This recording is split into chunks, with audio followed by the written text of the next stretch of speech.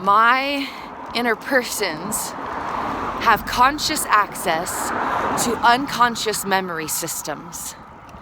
This is one of the greatest discoveries. Absolute most incredible discovery. My inner persons have conscious access to unconscious memory systems. So all the shifts in stimulus that allow for that backdrop of the consciousness through neurophysiological applications to orient and engage and recall information that may be relevant to optimal survival and understanding and moving through the world. That all happens consciously for my inner persons. That all is something that they are directly aware of, that is directly affecting them. And they may not be aware of it in the same way of the conscious mind, but the more that mindfulness and all these things is practiced, the more that it becomes conscious. So, for example, it wasn't there was not a direct observable awareness of this originally, but now there is. My inner persons have conscious access to unconscious memory systems. Every shift of stimulus, the neurophysiological applications of consciousness are reorienting. Memory is used not to understand the past, but to project the future, to understand the present, and to move through towards unfolding moments, present to future. That's the job of memory. It's not just a collection of the past. It's not just a scrapbook of what's happened and where we've been. And there's a quote by someone, a neuroscientist, about this that we had tacked up on our board. And so the brain is naturally doing this. But a traditionally integrated consciousness I'm integrated, but in a non-traditional manner. A traditionally integrated consciousness would not be aware of this. It would not affect the person that they are, because their neurophysiological applications of consciousness are effectively creating a unified, illusionary projection of a singular sense of self. But without that unified projection of a singular sense of self, the aspects of personhood shift with each of these shifts in stimulus. So instead of my memory systems all belonging to one person, they belong to separate persons. And so the shifts in stimulus, where the brain is shifting its direction of engagement to recall data, to help project information, to understand the present moment, to translate information, and to move forward into the future of moments, to project the future, to project the outcomes, to project the next step, to project what's safe and what's needed and what's necessary and what's ideal and what's wanted and what's something to avoid, all these things. When the brain is doing that, it shifts the person that I am. And with the shift in person comes the shift in perceptions and memory access and experiences of all the neurophysiological applications of consciousness, including pain awareness, perception, processing, all manner of styles of personal preferences and perspectives, everything from, priorities and taste in music to, like desires and fears and whatever. And so the awareness of self, the awareness of the world shifts, because all of these things come from our memory systems. 80% of our decision making comes from unconscious memory systems. It has nothing to do with the actual moment of where we're trying to consciously choose. 80%. And so much of what we do is based on feelings. Like there is some data about how most purchases are made in a particular state of emotions. Well, that's just the nervous system being activated in a particular manner and certain hormones and neurotransmitters going through. And so if my nervous system divergently developed so that each application belongs to a completely separate person, it's all the stuff that people experience, but with a profound effect on the experience of personhood. And so most of who people are, how they operate, how they make decisions, how they perceive themselves, how they perceive the world, what they perceive to be possible, how they project into future potentials, how they respond to the moment, is not coming from their present tense conscious self. It's coming from their unconscious self. It's just that their unconscious self is traditionally integrated, where their memories all belong to a singularly unified illusion of personhood. Whereas my singular illusion of personhood divergently developed into an illusion of multiple personhood. Well, not an illusion, but like the illusionary perceptions of self are not unified, I should say. Because our sense of self is an illusion created through our neurophysiology based in memory systems and the style in which our nervous system developed through attachment formation. And, realizing this can provide insight and liberation, because we are much more than our memory systems. We are much more than our neurobiology. And when we can understand that all the stuff we're experiencing comes from that, and be like, okay, well, I understand that, this thought or this feeling or this desire or impulse is coming from a memory, but I'm more than my memory. So how about I have a deeper sense of conscious presence, reclaim my personal power, love myself unconditionally, and make a conscious choice regardless of how it feels, knowing that I am not my feelings. That's kind of what I mean.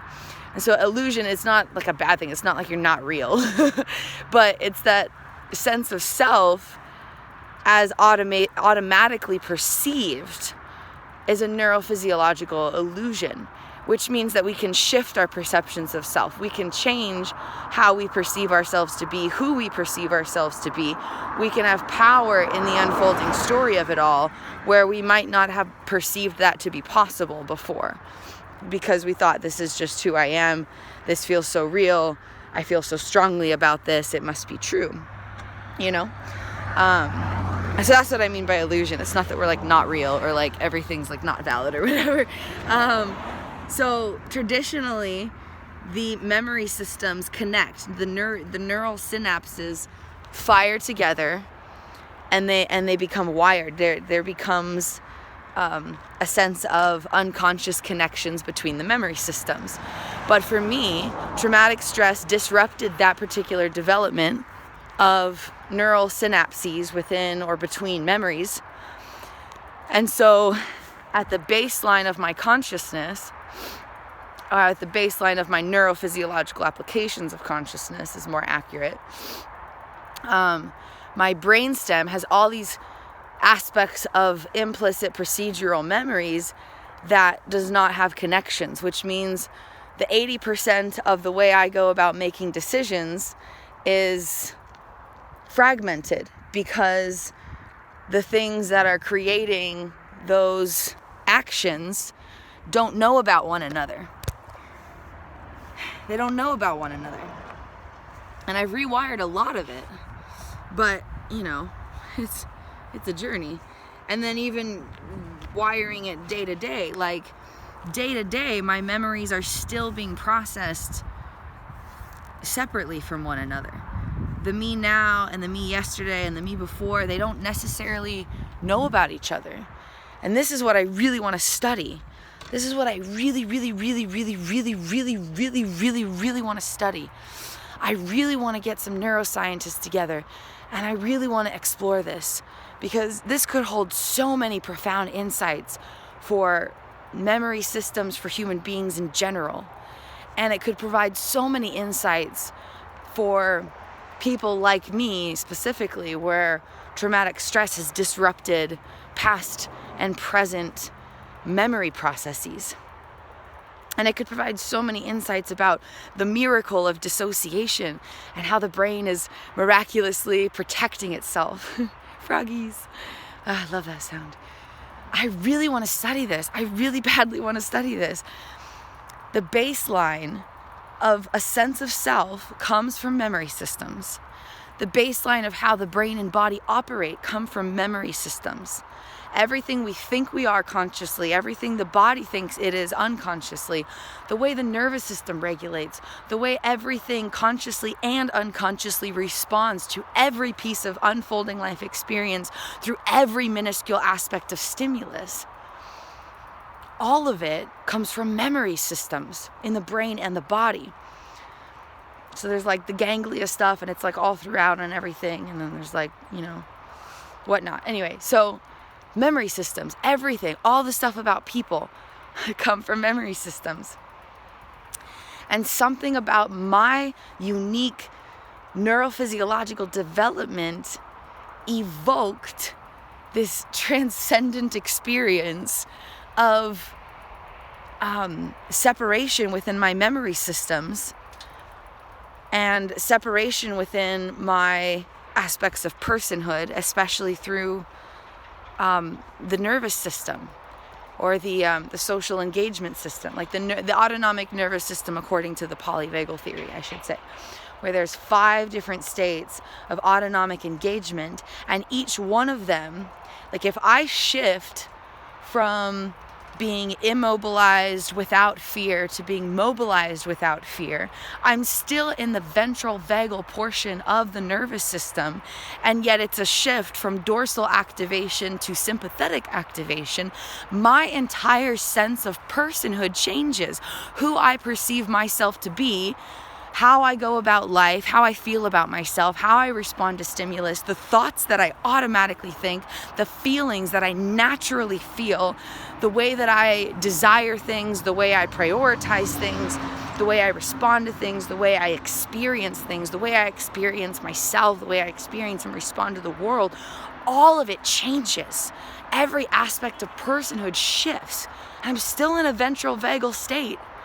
But because there's a shift from dorsal to sympathetic, because I'm not in the same state of autonomic engagement, all the aspects of personhood change.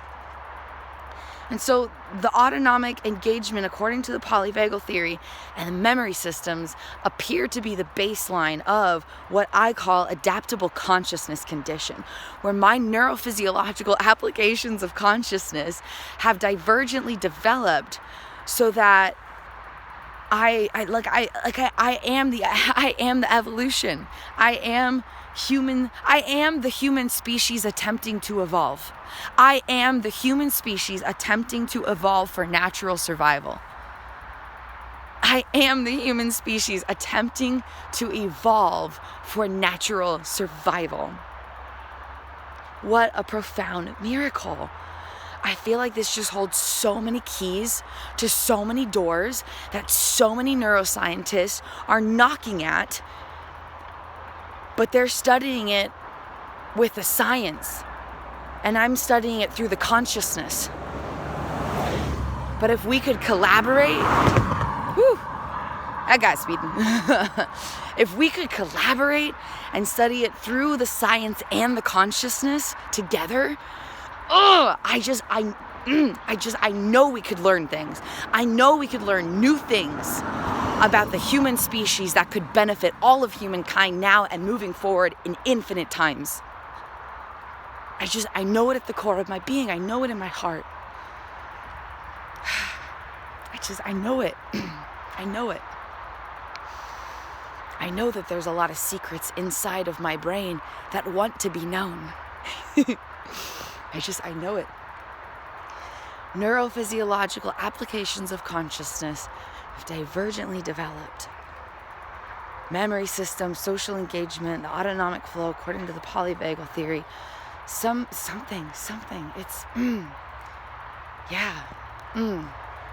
Man, if anybody knows any neuroscientists wanting to get weird and explore some pretty epic magic stuff, man, send them my way. I'm ready. I'm ready.